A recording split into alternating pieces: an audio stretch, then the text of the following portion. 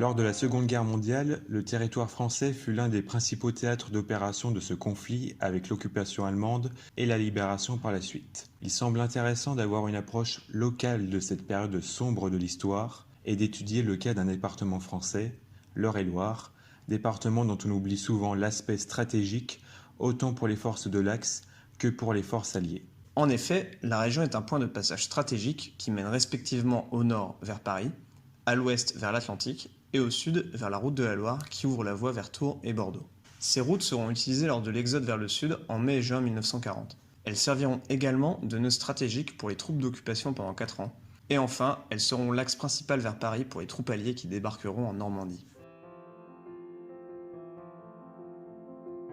Lors de l'exode qui se produit entre mai et juin 1940, le département d'Eure-et-Loir est particulièrement touché. Les habitants de la région parisienne passent en effet par les routes qui mènent vers Tours. Selon Jean qui est à l'époque préfet d'Eure-et-Loir, il reste entre 700 et 800 personnes à Chartres, une ville de près de 23 000 habitants. Les soldats allemands occupent rapidement les points stratégiques du département, comme la base aérienne de Châteaudun, qui est bombardée et passe sous le contrôle de la Luftwaffe.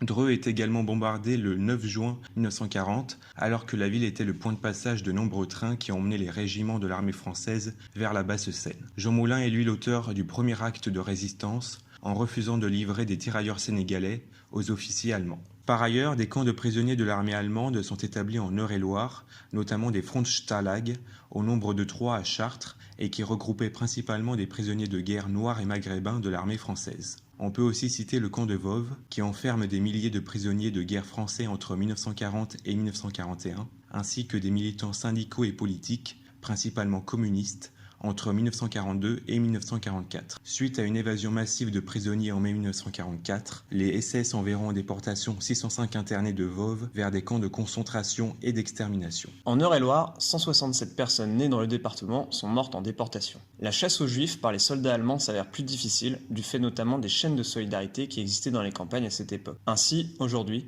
on reconnaît 28 juifs parmi les nations dans 13 villages du département, dont 2 à Brou, Juliette et Georges Mathurin. Nous sommes ici à Brou, et c'est dans cette rue, la rue de Phrasé, que vécurent Georges et Juliette Mathurin. Le couple Mathurin hébergea de 1943 à 1945 les enfants de la famille Drimalkowski.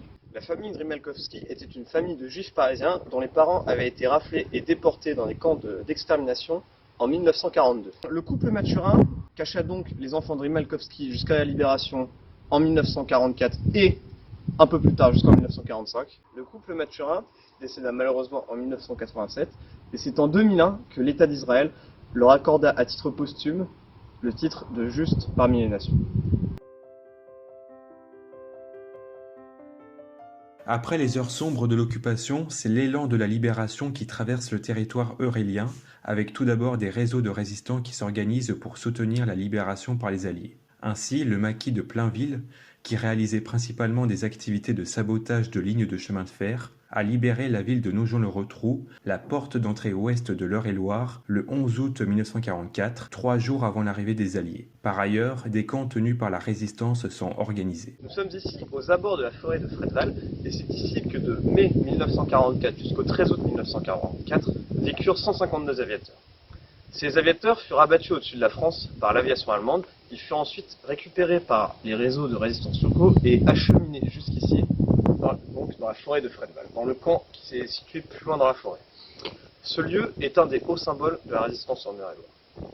Le camp de Fredval est ainsi un haut lieu de la résistance qui a été créé par les membres du réseau Comet, en particulier le colonel Lucien Boussat. L'objectif était de secourir les aviateurs abattus par les forces allemandes et de les protéger jusqu'à la libération du camp par les Alliés. Ce sont principalement les forces alliées qui, après le débarquement en Normandie, libèrent dans le courant du mois d'août 1944 l'Eure-et-Loir. En ce sens, la ville de Châteaudun, que nous avons évoquée plus tôt dans cette vidéo, constitue un point stratégique. Cette dernière subit des bombardements violents de la nuit du 7 au 8 juin 1944 de la part d'avions anglais qui lâchent près de 500 bombes et détruisent de nombreux chemins de fer. Mais c'est surtout sur la base aérienne de Châteaudun que se concentrent les efforts des Alliés. Les bombardements américains commencent en septembre 1943 et en 1944, la base est bombardée 21 fois. Elle est finalement libérée par l'armée américaine en août 1944, après la libération de la ville de Châteaudun le 17 août.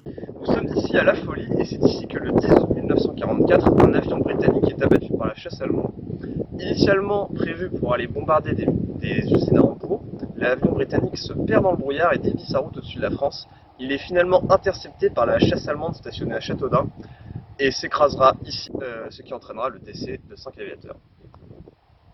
En parallèle, la troisième armée américaine du général Patton réalise un parcours triomphal, libérant de nombreux territoires de la Normandie à Metz en 54 jours, un parcours qui sera commémoré par la Voie de la Liberté. Cette armée arrive donc à Nogent-le-Rotrou le 14 août, puis se rapproche de Chartres, le chef-lieu du département. Les combats à Chartres commencent le 16 août et durent 3 jours jusqu'à la capitulation des Allemands le 19 août au matin. Par la suite, la libération de la dernière ville d'Eure-et-Loir, Saint-Symphorien, ouvre la voie jusqu'à Paris. En conclusion, nous pouvons dire que pendant les années d'occupation, les habitants de l'Eure-et-Loir auront certes connu de nombreuses privations, mais les témoignages de ces années-là relatent une vie un peu plus facile à la campagne qu'en ville, puisqu'il était possible de cultiver quelques légumes et d'élever des volailles. De plus, alors que dans de nombreuses autres régions de la France, les forces allemandes durcissent l'occupation à partir de 1943 avec des représailles contre les terroristes de la résistance, ce n'est pas le cas en Eure-et-Loir où aucun massacre d'importance n'a été recensé.